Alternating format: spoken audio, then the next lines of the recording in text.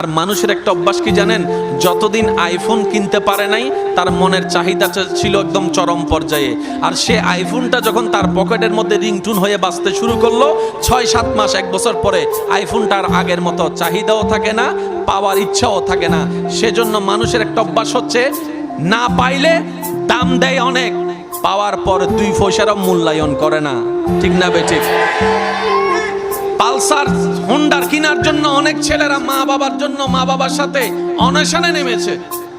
যদি গাড়ি কিনে না দাও বাদ, যুদ্ধ করে মা বাবা নিজে দারকজ্জ করে সন্তানের মুখে হাসি ফুটানোর জন্য যে গাড়িটা কিনে দিয়েছে, ওই ছেলে দেখেন 6 মাস 1 বছর পরে ওই গাড়িটা দোয়ারও প্রয়োজন মনে করে না, চাক্কার মধ্যে ময়লা আর ময়লা পড়ে থাকে।